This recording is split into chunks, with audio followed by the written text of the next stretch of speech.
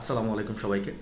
অন্যের লোনের গ্যারান্টার হয়ে বিপদে পড়ছেন না তো? হ্যাঁ, আমাদের সমাজে অনেক লোক আছে, অনেক লোক আছে যারা যখন ব্যাংক থেকে লোন নেয় কিংবা কোনো ফাইন্যান্সিয়াল কোম্পানি থেকে লোন নেয়, তখন তার প্রিয় কাছের লোক, নিকটাত্মীয়, বন্ধু-বান্ধব, চাচাতো ভাই, মামাতো ভাই তাদের কিংবা কোনো ফ্রেন্ড যাই হোক, কলিগ তাদের গ্যারান্টার বানিয়ে সহানুভূতি দেখিয়ে ইমোশনাল ব্ল্যাকমেইল করে কিংবা নিজ ইচ্ছাই গ্যারান্টার হয়ে থাকে। কিন্তু গ্যারান্টার হওয়ার আগে কিন্তু আমাদের ভাবতে হবে যে এই গ্যারান্টার হওয়ার ভবিষ্যতে আমার ফলাফলটা কী হতে পারে, এই বিষয়ে বিস্তারিত বলব। অর্থাৎ আপনি গ্যারান্টার হওয়ার আগে কিছু বিষয় মাথায় রাখবেন। অর্থাৎ ভবিষ্যতে যদি আপনি এই মূল লোন গ্রহীতা যদি ডিফল্ট করে, অর্থাৎ কখনো যদি লোনের টাকা পরিশোধ না করে, তাহলে কি হবে? প্রথমত কিন্তু আপনার সম্পত্তি বাজেয়াপ্ত হবে, আপনার ব্যাংক অ্যাকাউন্ট বাজেয়াপ্ত হবে, আপনার নামটা সিএবি লিস্টে চলে আসবে, ক্লাসিফাইড লিস্টে, অর্থাৎ সবার আগে আপনার নামটা ক্লাসিফাইড লিস্টে আসবে। অর্থাৎ আপনি আপনার নিজের প্রয়োজনে কোনো ব্যাংক থেকে, কোনো ফাইন্যান্সিয়াল কোম্পানি থেকে কিন্তু আপনি কোনো লোন পাবেন না, কোনো হেল্প পাবেন না। অর্থাৎ লোন গ্রহীতা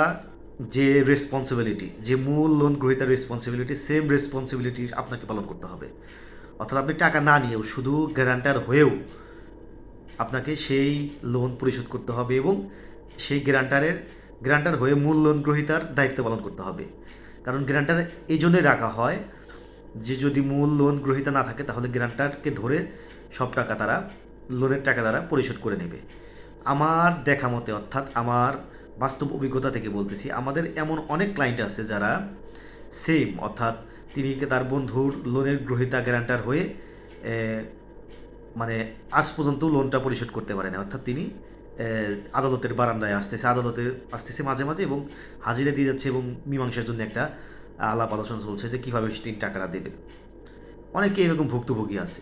সো আমরা লোন গ্রহীতা হওয়ার আগে, সে যত কাছেরই হোক, লোন গ্রহীতা হওয়ার আগে অবশ্যই আমরা ভাববো যে এই লোন গ্যারান্টার হয়ে ভবিষ্যতে আমি লোন না নিয়েও শুধুমাত্র গ্যারান্টার হয়ে এই লোন আমি দিতে পারবো কিনা, কিংবা তার দায়িত্ব আপনি নিতে পারবেন কিনা, সেটা চিন্তা ভাবনায় রেখে, মাথায় রেখে তারপরে আপনি অন্যের লোনের গ্যারান্টার হবেন। নাহলে কিন্তু আপনাকে ভবিষ্যতে পস্তাতে হবে এবং ক্ষতির সম্মুখীন হতে হবে।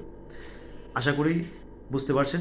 সবাই এই বিষয়ে সতর্ক থাকবেন এবং লোনের গ্যারান্টার হওয়াকে অবশ্যই ভেবে চিন্তে সিদ্ধান্ত নেবেন। ধন্যবাদ সবাইকে।